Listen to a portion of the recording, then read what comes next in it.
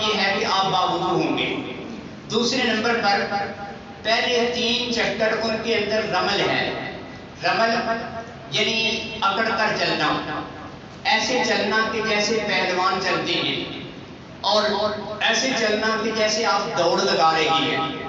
دوڑتے ہوئے وہاں رش ہوتا ہے، ایک تیزی سے آدمی نہیں چل سکتا، لوگوں کے ساتھ ساتھ ہی جانا ہے، صرف ایک شکل ایسی بنانی ہے۔ اب یہاں یہ اکڑ کر چلنا یہ نبی پاک صلی اللہ علیہ وسلم کی سنت ہے۔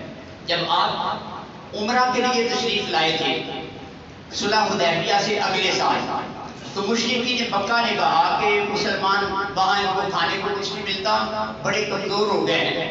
تو نبی پاک صلی اللہ علیہ وسلم نے حکم دیا تھا کہ اب ان کے سامنے اکڑ کر چلو، تاکہ ان لوگوں کو پتہ چلے کہ مسلمان کمزور نہیں ہیں بلکہ طاقتور ہیں۔ تو اس عذاب کو قیامت تک کے لیے اللہ نے رکھ دیا۔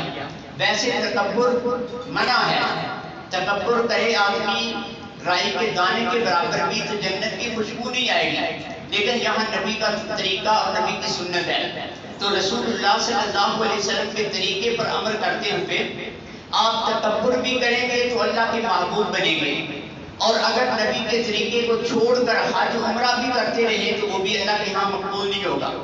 تو ایک کام یہ کرنا ہے کہ ان میں پہلے 3 چکر یہ رمل کے ساتھ صرف مردوں کے لیے یہ حکم ہے، عورتیں نہیں۔ مردوں کے لیے یہ حکم ہے کہ وہ اکڑتے ہوئے اور اس طرح اپنی حالت بنا کر کہ گویا آپ دوڑ رہی ہیں، اس طرح چلنا ہے۔ اسی طرح یہ خیال رکھنا ہے طواف کے دوران کہ بیت اللہ کے شمال کی طرف ایک چھوٹی دیوار ہے، باہر گلائی میں لگی ہوئی، اس تصویر کے اندر آپ کو نظر آئے گی، تو اس کا نام ہے حتیم۔ یہ حتیم جو ہے یہ بیت اللہ کا حصہ ہے، بیت اللہ کے کمرے کا حصہ ہے۔ یہ ابراہیم علیہ السلام کی تعمیر میں حتیم بیت اللہ میں شامل تھا، اور حضرت عبداللہ ابن زبیر کی تعمیر میں بیت اللہ کے اندر شامل تھا۔ مشرکین مکہ نے اور حجاج بن یوسف نے اس کو حتیم کو باہر نکالا ہوا ہے، تو حتیم بیت اللہ کا حصہ ہے۔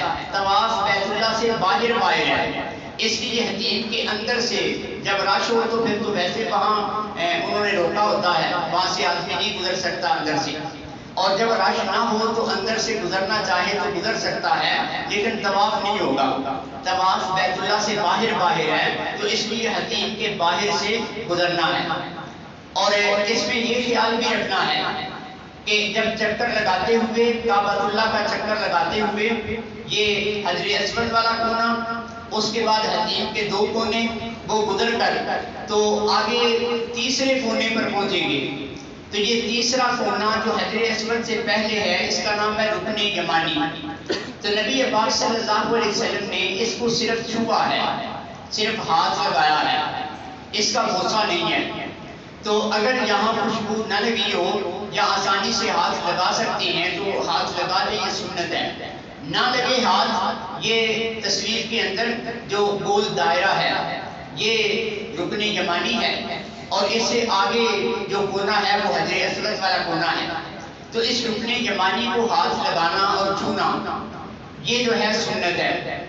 ہمارے پاکستانی، انڈیا کے لوگ، بنگلہ دیشی، یہ وہاں جو چیز بھی قریب ہو ہر کسی کو چھوتے اور بوسہ لیتے رہتے ہیں، تو یہ بالکل غلط ہے۔ اوپر خاص طور پر برآمدوں میں جب طواف زیارہ ہوتا ہے تو اس وقت رش زیادہ ہوتا ہے، اوپر جائیں تو اوپر قریب ستون ہے، تو میں نے دیکھا کہ وہ جس ستون کے پاس سے گزرتے ہیں تو اسی کو ہاتھ لگا کے تو بوسہ لے رہی ہیں، تو یہ شریعت کا حکم نہیں ہے۔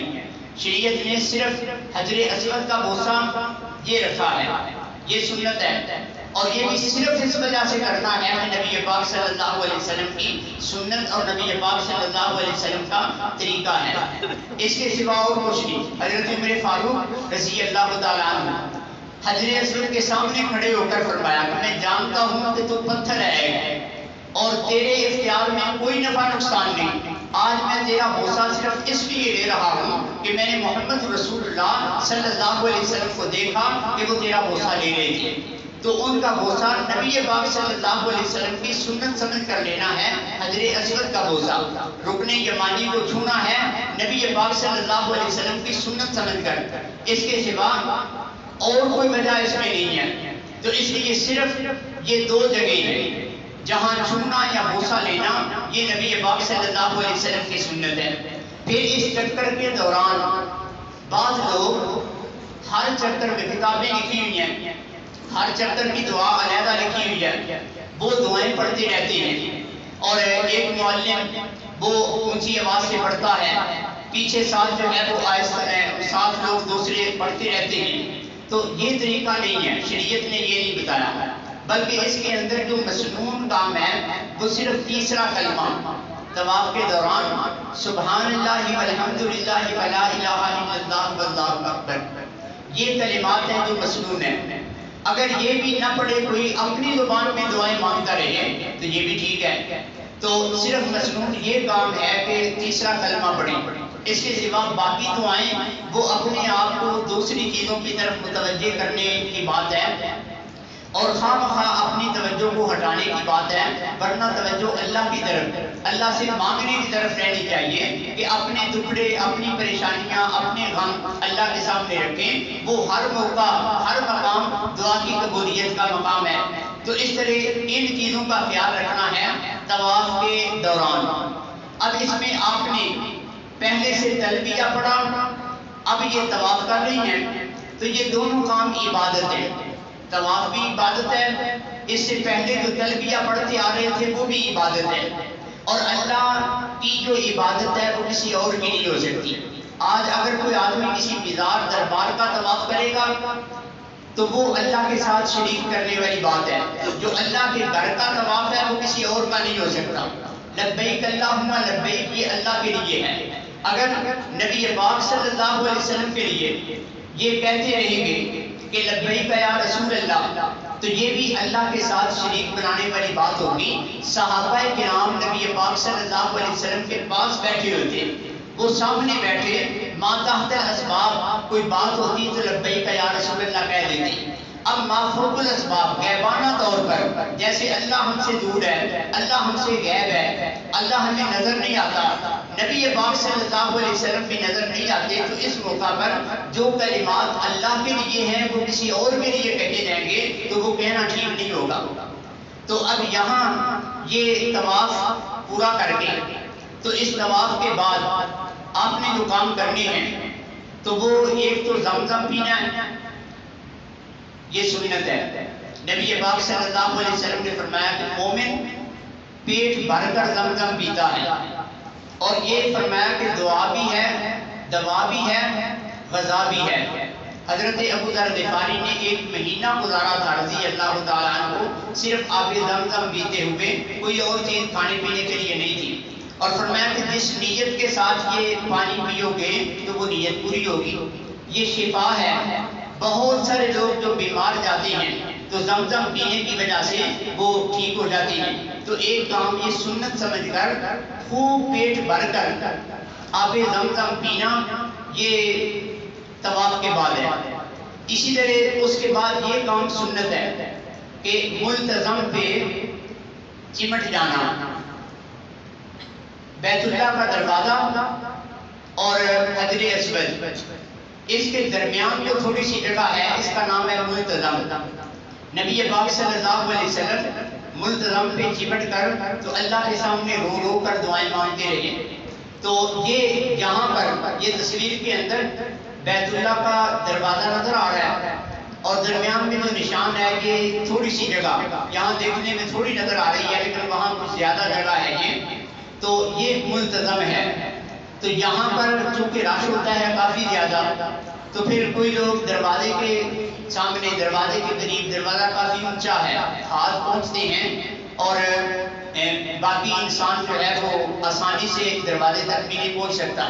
تو اونچا دروازہ ہے، یہاں کچھ لوگ چمٹ جاتے ہیں اور جگہوں پر چمٹ جاتے ہیں. ممانعت کوئی نہیں، لیکن سنت اور مسنون کام جو ہے وہ ملتزم پہ چمٹ کر تو اللہ سے رو رو کر دعائیں مانگنا یہ مسنون ہے اور سنت ہے. تو وہاں چونکہ اللہ سے مانگنے کے لیے ہی جانا ہے تو یہاں تسلی کے ساتھ اطمینان کے ساتھ وہاں چمٹ کر تو اللہ سے مانگتے رہے۔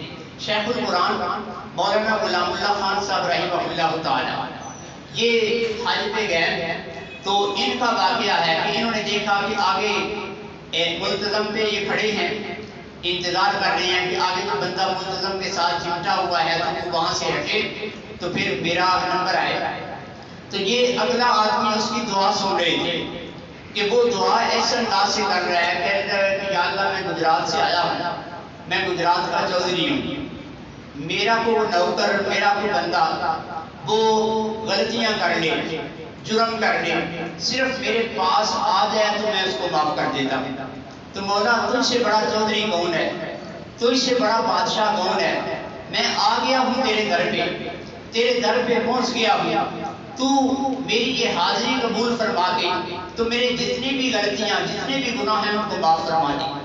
وہ اس انداز سے وہ یہ دعا مانگ رہا تھا کہ شیخ القرآن جب آگے بڑھے تو انہوں نے صرف اتنا ہی کہا کہ مولا جو اس چودھری کی دعا تھی میری بھی ہوئی ہے۔ تو وہاں بے شک اپنی زبان کے اندر منت سماجت کرتے ہوئے تو اللہ سے دعائیں مانگی۔ تو یہ دعا مانگنا طواف کے بعد یہ بھی سنت ہے۔ اسی طرح مقام ابراہیم کے نفل ہمارے نزدیک ضروری ہیں، نفل پڑھنے چاہیے، ضروری ہیں یہ۔ صرف اگر وقت ایسا ہے کہ نفل پڑھنے منع ہے تو پھر یہ نفل نہ پڑھیں، یعنی عصر کے بعد اگر طواف ختم ہوتا ہے تو پھر مغرب تک یہ نفل نہیں پڑھ سکتے، مغرب کے بعد پڑھ لیں۔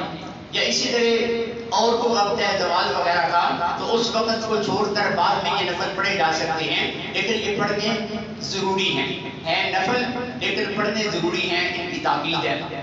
تو یہ مقام ابراہیم کے قریب جگہ مل جائے تو ٹھیک، اگر وہاں جگہ نہیں ملتی تو پوری مسجد حرام کے اندر جہاں بھی یہ ادا کر دیں تو یہ اپنی جگہ پر ہی ہیں، ضروری نہیں کہ مقام ابراہیم کے ساتھ ہی پڑھیں۔